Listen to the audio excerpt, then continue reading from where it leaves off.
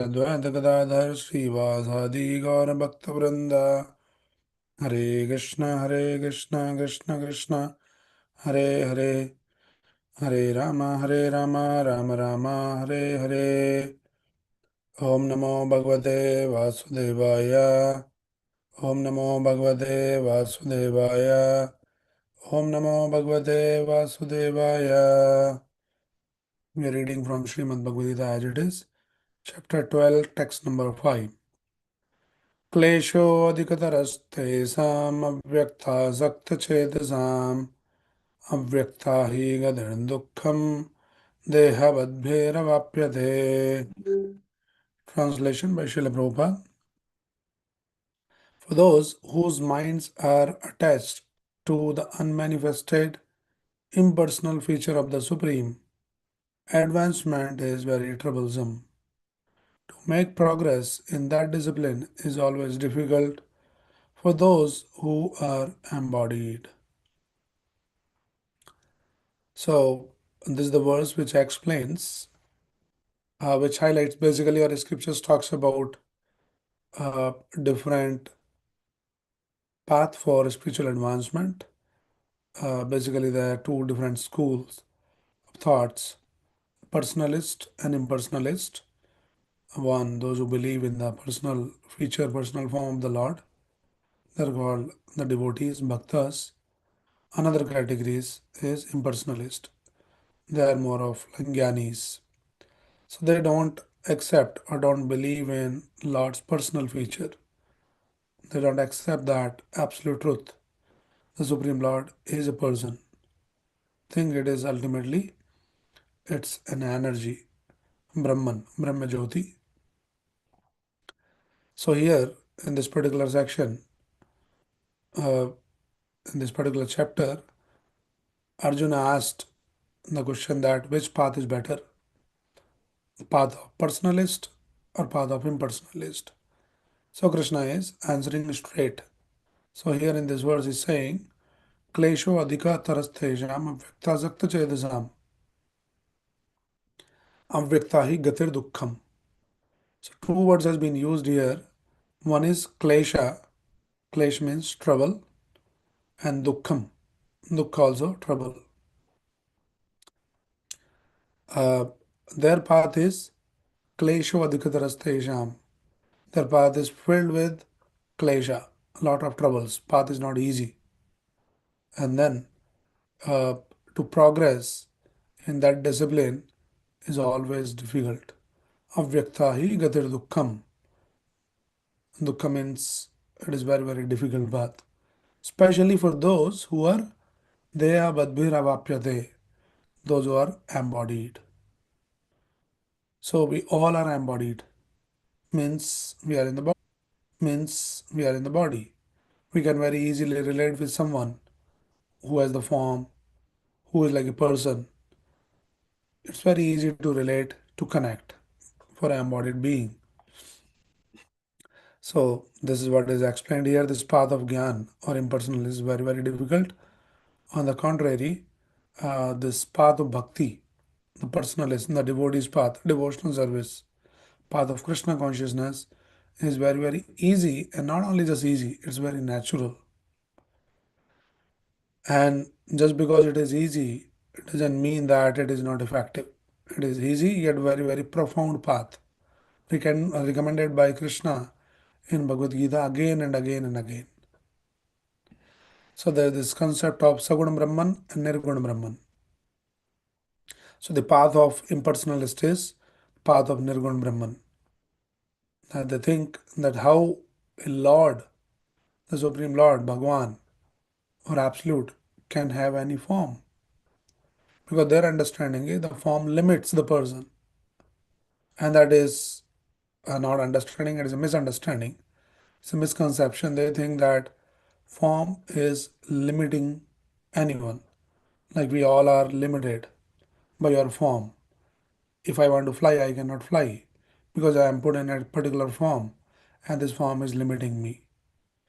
So they think form is always limiting. How you can limit the Supreme Lord to any form? So we don't believe in the form. That is their understanding. And finally, they conclude that ultimately the absolute truth is it is nirgun. There's no form, there's no features, no attributes like that. But what they don't understand this, yes, of course, the scriptures talks about this Nirguna Brahman. There are descriptions in the Upanishads, like in the Shvetashvatara Upanishad.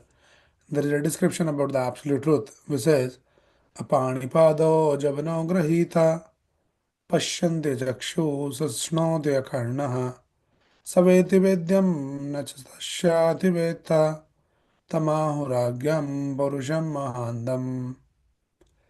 So they pick these kind of verses and try to establish their understanding as that absolute is impersonal, nirguna Brahman. This verse says, Apani pada ojamano grahida, that the Supreme Lord is described as Apani pada.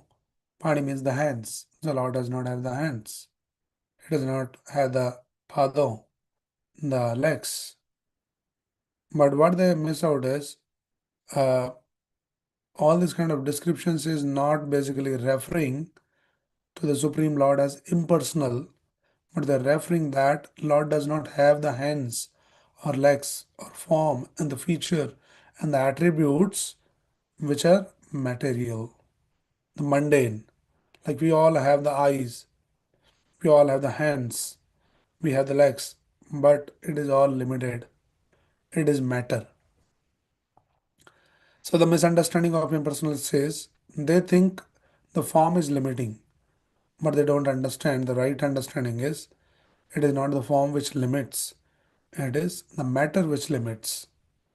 So they think that we are the form, so we are limited. But our form is made out of matter. But the Supreme Lord's form, Lord's personality is not matter, it is Satchidanand Vigraha. Lord is absolute. He is transcendental. So when all this kind of description we read in the scriptures, the Vaishnava Acharya, they give the right understanding. Apani Pado Javano Grahita, that Lord does not have the hands and legs and the ears and the eyes, referring to that they does not have the mundane limbs. They're limited like ours. Rather he has such eyes that he can see past, present, and future everywhere, in every corner of the universe, and in every corner of the heart of every living entity. So, this impersonal description in the Vedas intend to deny mundane characteristic of the Supreme Lord. They do not intend to establish the Supreme Lord as impersonal. So, this is the right understanding. So, yes, we can say that absolute is Nirguna Brahman. But then we should understand when we say Nirgun, Nirgun means Lord does not have any gun, any characteristic or features or attributes like all of us. No mundane features. Lord is transcendental, his form is transcendental, his qualities are transcendental, his features are transcendental. So that is the understanding. So in that context, we can say yes, it is ultimately Nirguna Brahman. Right. So this is what has been explained here. That especially Deha Vadbhira Vapyate, those who are in the Deha, those who are embodied, it is very difficult to come out from this concept of personal feature of the Lord. And the personalist, the devotees, they worship the deity and they also understand that deity is not some representation, it is the Sakshat, the Lord Himself. Lord is personally standing and Lord accepted that form because Lord is omnipotent, He is omniscient, so we cannot limit. In fact, by giving this argument that how you can limit the Lord into some kind of a stone statue. So impersonalists, when they give this kind of argument, they themselves are actually limiting the Lord. That when Lord is omnipotent, when He is omniscient, so Lord is everywhere and is all powerful, and everything what we see in the entire creation is Lord's energy, then why Lord cannot be in the deity form? What is the deity stone? That is also the energy of the Lord. And Lord is not limited that He cannot be in that form. So basically, when the impersonalists, when they say that Lord cannot be in the deity form, by making the deity or limiting the Lord, but they themselves by giving this argument limiting the Lord. Why Lord cannot be in the deity when He's all powerful? What is stopping Him? Why are you limiting Him? So devotees understand that the deity is actually the Supreme Lord personally standing here, and this is Lord's mercy that He has come in this particular form for the people like us, those who are Deva the Tiravaprate, those who are in the bodily concept of life, all of us, conditioned soul. So Lord says, okay, it is difficult for you to meditate on me in the air. So you can meditate on my deity form. So Lord descends in the form of deity and called Archa Avatar, Archa Vigraha.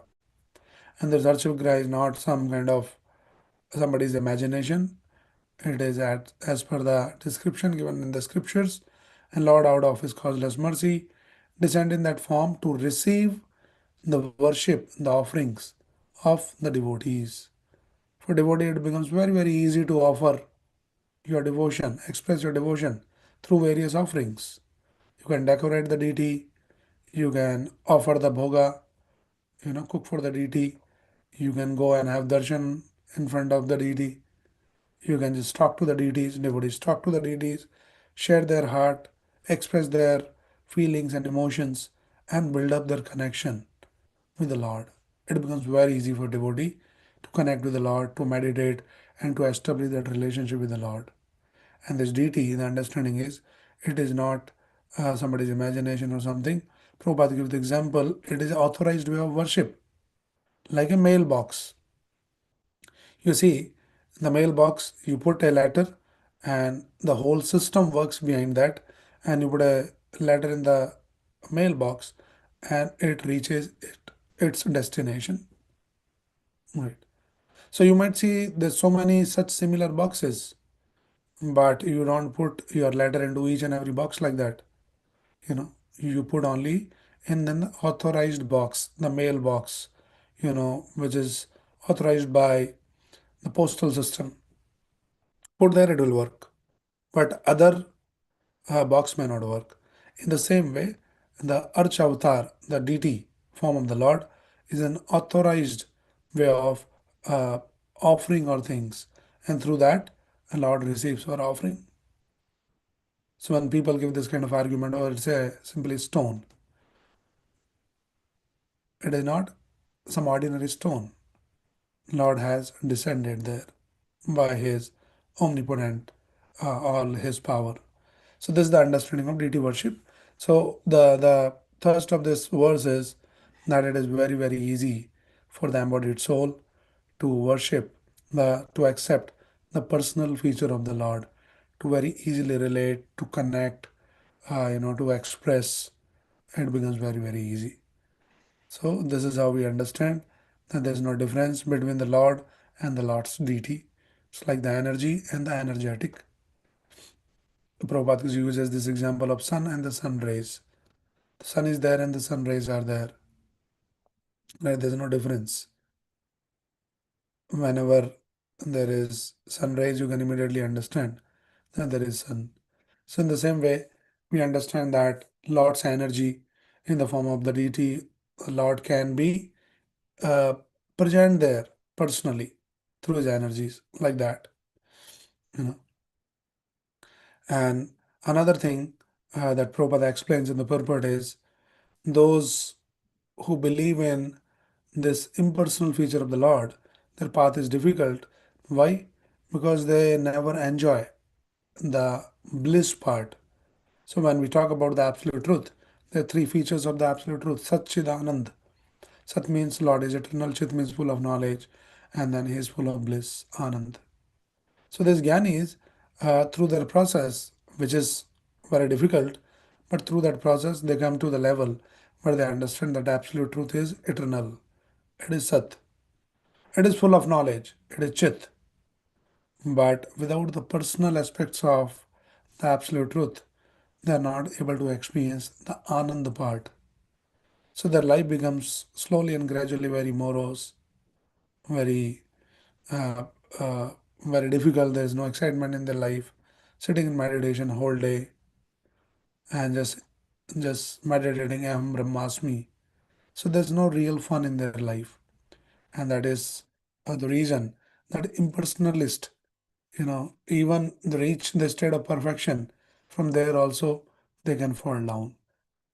It is confirmed by Brahmaji in the Srimad Bhagavatam that all these jnanis, their path is very difficult, first of all, to attain the perfection. And then after attaining the perfection, despite attaining the perfection, there is a risk of falling down because of the lack of this experience of bliss.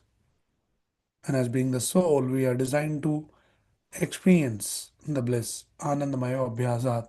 If there is no bliss in our life is very morose and one may fall down. So it is difficult and also it is very, very risky path. And that is what Krishna is saying here.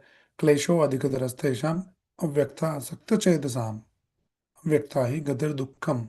There is dukh, there is a risk, there is difficulty. So why to take this path?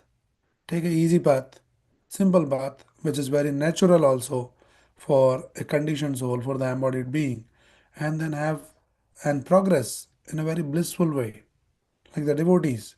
Their path is very, very simple, yet very profound, and it is Susukam Kartum Avyayam. It is full of bliss. What they had to do? Simply just sit and hear about Krishna. There's so much joy in hearing about Krishna. Beautiful pastimes of Krishna, the philosophy, so this is joy. So devotees they do hearing, singing, chanting the holy name of the Lord. And not only just singing, they're dancing, clapping, they're in full ecstasy. And those who participate in this process, you know, he may not be a big jnani, very knowledgeable, but immediately he can experience that something is different here. Something is something is very divine. Something is very blissful. Many times when we do the kirtan, we go to different places and with a different audience. When we do that, invariably we receive the same feedback that it was something out of the world. What we are doing, we are not doing any magic. We are just simply sitting and chanting the holy name of the Lord, singing, dancing, clapping, and then people immediately feel connected. They feel that there is some connection, something different. So this is such an easy process. Anybody can practice this.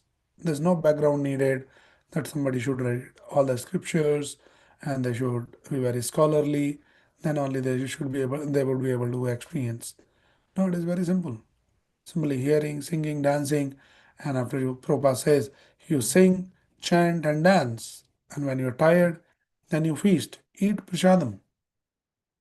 It is very, very easy and it is very joyful, spontaneously joyful. It's not like that now for a few years you just keep doing something which is very boring, very difficult. You just keep pushing yourself, and then maybe one day when you attain the perfection, then you will start enjoying. No, immediately, spontaneously, somebody comes in the kirtan, they enjoy. Somebody is invited for the prasadam. As soon as they eat the prasadam, it is such a blissful process. For someone who is not in knowledge, they might think, oh, yeah, yeah, food everybody likes. Yes, that's true. But this food is also not ordinary food. This food is offered to the Lord. It immediately becomes transcendental. And just by eating food, you can progress spiritually. What can be more easy and natural way of progressing spiritually? Just by eating, just by singing, just by talking, you can progress. So this is very, very important. One can advance like that. And we have many, many examples in the scriptures quoted, which explains that how, many personalities, those who are originally uh, impersonalist, but later, as soon as they contacted the devotees or they contacted the lords or lords paraphernalia, immediately they changed from impersonalist to personalist and they started enjoying and relishing. There is example in the Bhagavatam of the four Kumaras, four sons of Brahmaji. That originally they were uh, impersonalist, but one time when they smell the aroma of tulsi leaves from the toes of the lotus feet of the Supreme Lord, and when it enters into their nostrils, they experienced a change both in their body and in mind. So though they were attached to the impersonal Brahman, but immediately everything changed. Tasharvindanayanash padaravinda kinjal kamish tulasi makaranda vayuhu antargadasvavivrena jagaradesham sankshabhamakshara abhijittatanvaho. So this is the description. Tasharvindanayanash padaravinda. Now the Supreme Lord, whose eyes are like lotus like, Arvindanayana. Lord's one of the name of the Supreme Lord is Arvindanayana. Means his eyes are like lotus leaves. And Padaravinda. His feet is also like lotus. So when all these four Kumaras, they smell the tulsi aroma from the lotus feet of the Lord, immediately they changed. See, because the path was very difficult. They were impersonalists. But any impersonalist, as soon as they contact a devotee, then there is a possibility, there is opportunity for them to progress further and come to the path of devotion, path of personal worship of the Lord. We have another example of Shukdev Goswami, the son of Vyasadeva. He was also originally uh, impersonal, impersonalist. But one time he heard someone when he was walking in the forest, and he heard one woodcutter while he was doing his work. He was just reciting some verse, and he heard this verse. Baraha pidam natavarabapu karnayor karnikaram vibradvaza kanakakabhisham vaijantim chamalam randran venoradarajayor apuryan gopavrindair vrindaranyam sabadaramanam pravishad gita kirti. So this Shukdev Goswami, who was originally impersonalist, when he heard this particular verse from the Srimad Bhagavatam, which describes the personal beauty of the Supreme Lord Sri Krishna, Varha Pidam Nadvarabapu Karnayor Karnikaram, that the Supreme Lord Sri Krishna, whose hair is decorated with Varha Pidam, the peacock feather, Nadvarabapu, his Vapu, his Vani is like Nadvar, like a dancer.